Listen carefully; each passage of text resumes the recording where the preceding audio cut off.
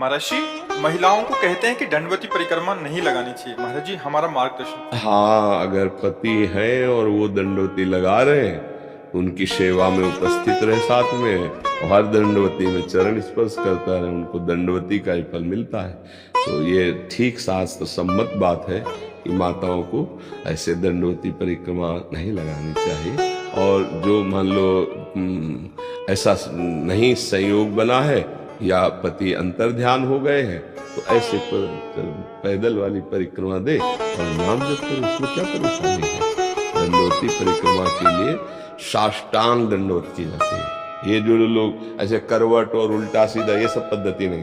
पद्धति है जो दंडवती परिक्रमा के खास पद्धति है कि कमर से ऊपर वस्त्र नहीं होने चाहिए,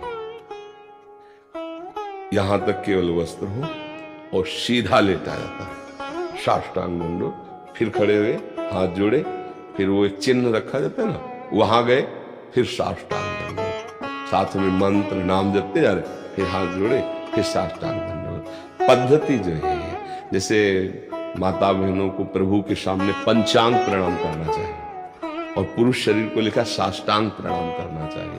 तो पंचांग प्रणाम तक की अनुमति है, साष्टांग प्रणाम करने का अधिकार तो पुरुष शरीर को, उसको फल वही मिलेगा। तो इसलिए कुछ मर्यादाएं शरीर की होती हैं, अगर उस मर्यादा से चले तो लाभ प्राप्त हो जाएगा। अब जैसे संत वेश में है, तो अब संतों की एक पद्धति है नागा संप्रदाय में, लेकिन माता बहनें संत बन सकती हैं, भजन कर सकती हैं, पर नागा स्थिति में थोड़ी जा सकती है।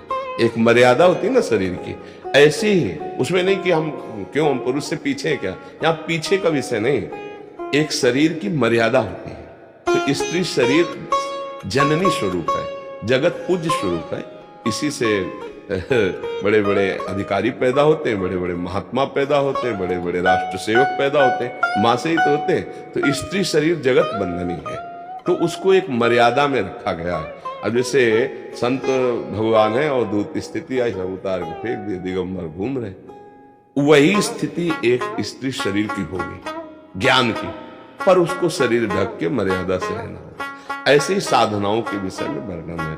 तो माता बहनों के लिए जैसे दंडवती का तो साष्टांग दंडवत का विधान अभी तक हमने नहीं पाया। आगे अगर कहीं ऐसे संत भगवान बताएंगे या शास्त्रों में सुनेंगे तो हमें अधिकार पुरुषों को यह है कि वो साष्टांग दंडवत करे, और साष्टांग में यह है कि ऊपरी वस्त्र नहीं होना चाहिए, हाँ अधो वस्त्र धारण करते हुए। और ये कठिन साधना है साष्टांग। अब जैसे वो लोग ऐसे ईटा फेंका सामने और 10-20 कदम गया फेंका, ये तो खिलवाड़ है, कभी बाएं लेटे, कभी दाएं लेटे, कभी उल्टा लेते हुए। वो लोग जानते नहीं है ना दंडवती पर सीधे खड़े, 1 इंच भी आगे नहीं तुम्हारा चिन्ह बढ़ना चाहिए, और वहीं से साष्टांग लेटे, और फिर जहां तक गए ऐसे रखा, फिर वहां मंत्र जपते हुए वहीं खड़े हुए, फिर ऐसे नियम पूर्वक दी जाती है। और जितनी दंडवती परिक्रमा जैसे गिरिराज जी, बरसाना, वृंदावन धाम, ये सब शरीर के पापों का नाश करके भगवत भक्ति प्रकट करने वाली, वही माताओं बहनों को ऐसी परिक्रमा देनी चाहिए। नंगे पैर परिक्रमा लगावें, नाम जप करें, और अगर पति है और वो दंडवती दे रहा है तो पीछे उसकी सेवा में रहे, हर बार उससे प्रणाम करते रहे, उनको वही फल मिलेगा। कुछ ऐसी पद्धतियां हैं जिनमें सावधानी पूर्वक अगर किया जाए तो जो पुरुष को बड़े कठिन तप से मिलती है, वही माता बहनों को सहजता से प्राप्त हो जाती है। इसलिए जैसे पातिव्रत धर्म है, अब एक यति सन्यासी को जो गति प्राप्त होती है, वो अपने पति की आराधना करके वैसी गति प्राप्त कर लेगी। दोनों को समान रखा गया है। यद्यपि वो गृहस्थ है, यद्यपि वो विषय सेवन करती है, संतान आदि है, पर वो पति को साक्षात ब्रह्म मान के आराधना करती, तो जो उसकी गति होगी वही एक योगी की गति होती है, जो त्याग वैराग्य से आजीवन ब्रह्मचर्य रह के तप करता है, वही एक पतिव्रता की होती है। तो कुछ शास्त्रीय पद्धतियां उन नियम के अनुसार चले तो बढ़िया रहता है। तो ऐसा हमने अभी तक जाना है। आगे अगर हमें कहीं संतों से पता चला या ग्रंथों से पता चला तो फिर इस विषय की भाई हमें अब पता चला है ऐसा, अब ऐसा थोड़ी, पूर्ण तो केवल भगवान ही है, पूर्ण ज्ञान केवल भगवान को है, ज्ञान समुद्र है, भगवान कोई उनकी था नहीं ले सकता। अभी तक हमारी जानकारी में ऐसा नहीं कि माता बहनें साष्टांग दंडवत करते हुए परिक्रमा लगाए।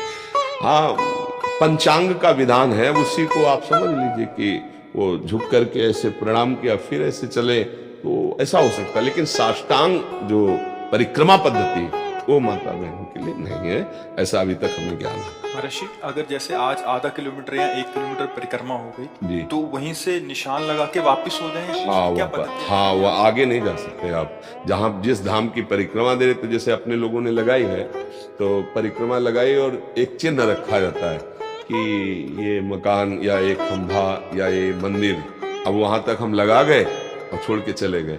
अब कल जब आएंगे तो एक दंडवत पीछे से ही शुरू करेंगे। तो हमारा चिन्ह यहाँ है तो हम यहाँ से दंडवत शुरू कर दिया, एक दंडवत इस तरह करते हुए फिर ऐसे लगा। आगे नहीं जा सकते आप, पीछे ही रहेंगे।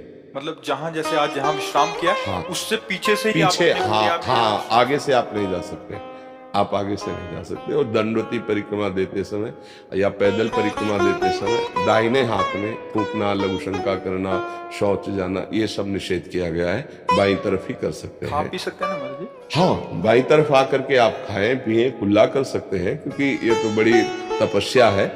और जैसे गिरिराज जी 21 किलोमीटर के हैं, अब ये 2-4 दिन में तो होने वाली नहीं, 10-12 दिन लगेंगे। आराम से अगर भजन करते हुए करें तो फिर खान पान विश्राम तो होगा।